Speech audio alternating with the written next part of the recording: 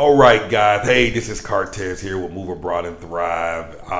Man, I met an interesting guy. Great story. I think y'all gonna love this story. His name is Mr. Frank, and this young man is 86 years old.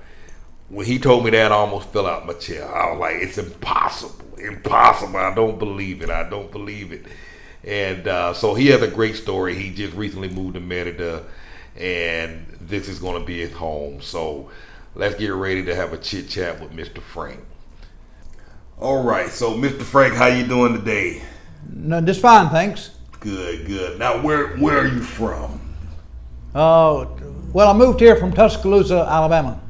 Okay, and you've been here now for about how long in Merida? About a month. About a month. What brought you here? What made you decide to move to Mexico? I was really looking for a place where I could, have easy to eat and be able to walk to a restaurant conveniently without, having to worry about a car and all those kind of things. You know, we were talking earlier. I believe you said you were living on your retirement, and yes, you figured that, hey, I might be able to get more for my dollar by moving to Mexico. Can you shed a little light on that a little yes, bit? I've done a little research to try to do this in the United States. In big cities, there are places, in big cities where a senior can walk to restaurants and so forth. But I did the cost analysis, and it was very, very expensive. I can do it here for at least half that amount. So for me, it made a lot of sense to move to Mexico, and particularly Merida, to be able to do that. Now, have you been to other parts of Mexico by chance? Oh, when I was working, I did several trips to Mexico City, and I've been to Guadalajara. I've been to the coast, western coast of Mexico. So I've been around a little bit. But till I decided to move here and live here, I hadn't been to Merida before. Mm-hmm. What made you choose Merida versus some of the other? Well, I'll tell you the truth. It really started when I had problems getting my residency. I had trouble getting my residency, and I found that there's a company here that handles that in Merida, and that's primarily why I decided to look into Merida. And of course, once I started doing the research, I found out there's a very nice place here, and they have all these other things that we've talked about. Mm-hmm.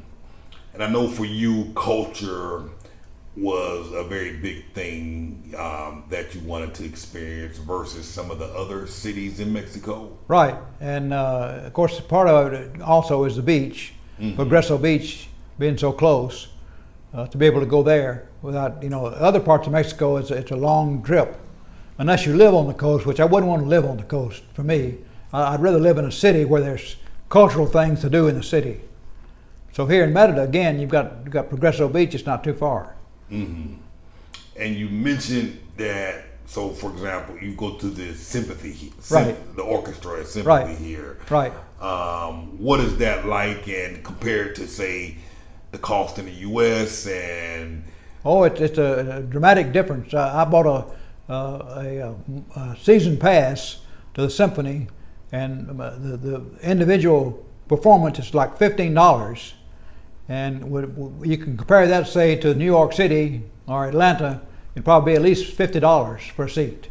So a huge difference. And the orchestra here is really, in my opinion, equal to probably the New York Philharmonic, Atlanta Symphony, and some of those large orchestras. It's 168 players.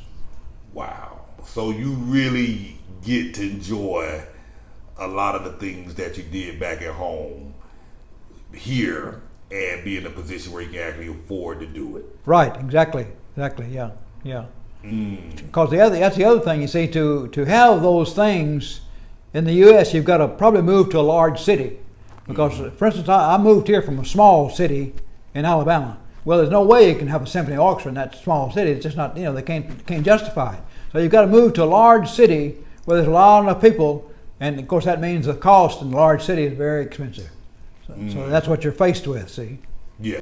You've decided to move, so you're here by yourself, correct? Correct, right. And we were talking earlier, you said that you're the type of guy who like to kind of plan things out in advance. You say, hey, I probably have a good 5-6 years before I might have to move to an assisted living facility. Right. So you're thinking that through. You're plotting and planning that.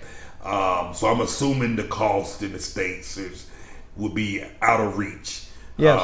And is that one of the reasons why also you chose to come That's to correct. Mexico? Right. I did a little research on that, and they can run as high as $800 a month for some of these places. So it's very expensive. Wow. I'm sorry, $8,000. 8,000. 8,000. Oh, really? That? Ooh, Yeah. Good. And for here, I think you can probably find a pretty nice place for 2,000. Okay. So it's a huge difference. And that's with them taking care of you, assisting you a lot, Right. making sure you have everything you Right. need, and Right. cover the place to live and Right. stay. Right. You know. I think it's primarily the labor cost. Let's face it, it's the labor cost here compared to the U.S. And that differential in labor cost is what makes the prices here a lot less. What would you say to other people who are thinking about moving?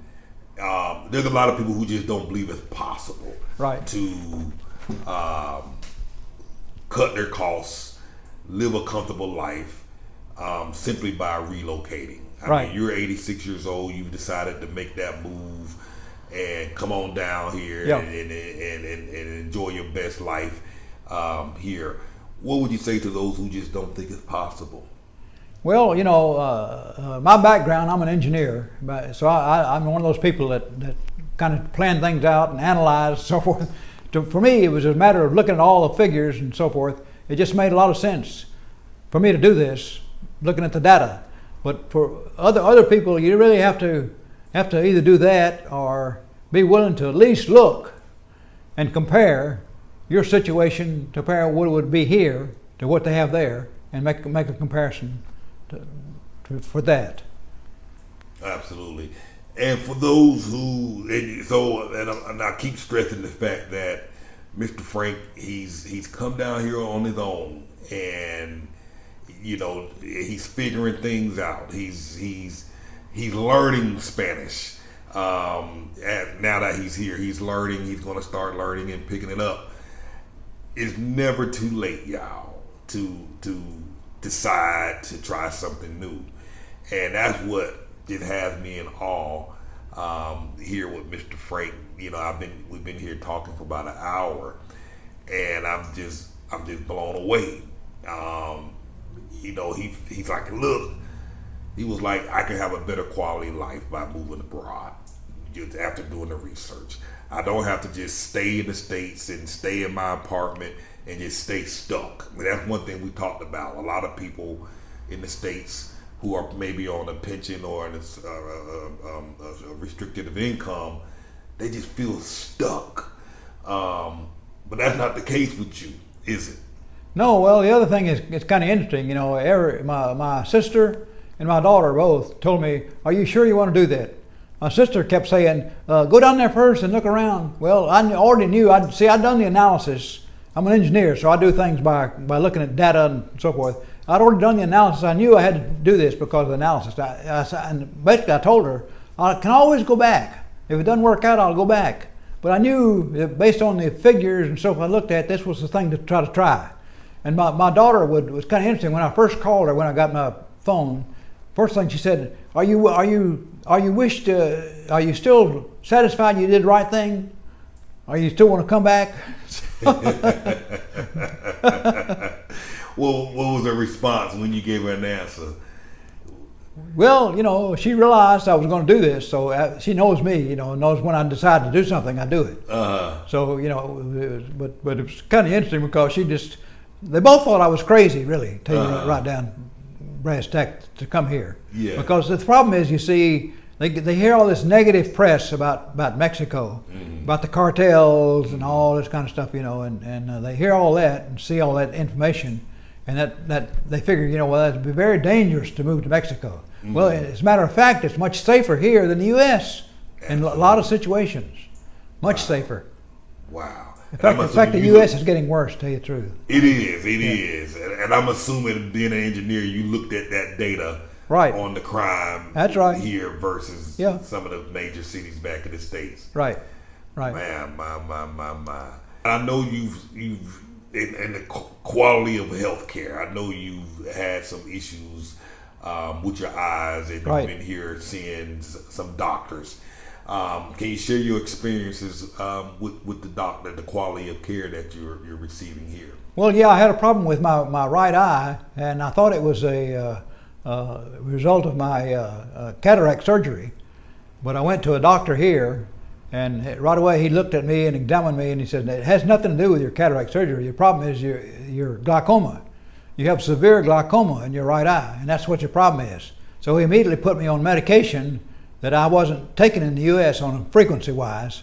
So right away my eye started improving. And again, he was just very conscientious about my situation, looking into all the problems and so forth. And the other thing that was kind of interesting is I had a little problem with my reservation, but I was able to walk right in and see him. And typically back in the U.S., you'd wait probably 2 or 3 hours. And a huge amount of people waiting to see the doctor. It's totally different here in terms of that. We're helping. Mr. Frank is currently staying in Centro, off of the main strip, and so we're helping him find a place. He's wanting to be in a neighborhood where he has a lot more accessibility to restaurants, stores, commercial stuff, and whatnot. And so at 86, I mean, this guy is getting around. He's going where he wants to go. He's hopping the Uber rides when necessary. And again, y'all, I'm just saying, I'm just blown away. I'm just amazed. And I still don't believe he's 86. I'm going to have to look at some ID. Because with my Uber guy here, he was already out at the front waiting to greet me and to bring me back into his place here. So what... and I think I already asked you this, but I keep stressing to some of these folks. We talked specifically about people being stuck. That there was a restaurant that you were familiar with. Some people, the only access they had to a restaurant was the one 2 or 3 blocks from where they lived, because there were no other options. And because a lot of these folks couldn't afford an Uber ride that might cost $20 or $30 Right. to get to the other restaurants, they just kept coming to that same restaurant. Right. Because that was the only one close by. Yeah, it was right there actually. In other words, it was just a short walk from the housing project where they lived to the restaurant. But it was right there. Of course, that's since it was right there, that's where they went. But again, they were isolated. They're not a lot of the other nice restaurants, but they're too far away, and they had no way of getting there. Wow. And so, and the point in saying that, of course, is, particularly if you're on a fixed income and you got to make that money stretch, it's practically impossible to be taking $20, $30 Uber rides. That's But right. here in a place like Mexico or Merida, where the Uber ride to a restaurant might be $1.50, $2, it gives you a lot more freedom Right. to get around. Right. To go out to eat, go to restaurants, go Right. visit pyramids or whatever, because now you can afford it. Right. So, if y'all feel stuck, do what Mr. Frank did. Do the research. Look at the data. Look at the analysis. Figure out what your numbers are, and see if it's something that makes sense for you, or at least come out and just see for yourself. Because it could be a life changer for you, a game changer for you. You don't have to be stuck. You don't have to struggle. You don't have to worry. And you can actually get here to a place like Merida and do all the things you want and still be able to save a little money each month. You were telling me about a delivery service that for $5 they'll bring food to you to your location, to your house. Right. Have you? And you? I think you said you found that on another website or heard from somebody else. So you haven't tried it yet, but looking forward to trying that. Yeah, and it's vegetarian type meals also, so it's really good for you. Yeah. And so when we were doing the math on that, that's like $5 a day, 30 days, $150 a month.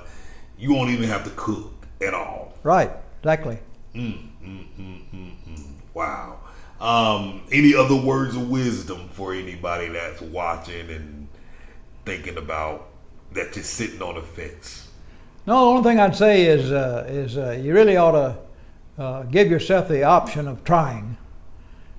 You've got nothing to lose, really, and if you just try and check it out, then you'll probably be better off by doing that. But you've got to be willing to try. Absolutely. Well, there you go, folks. That's straight from Mr. Frank.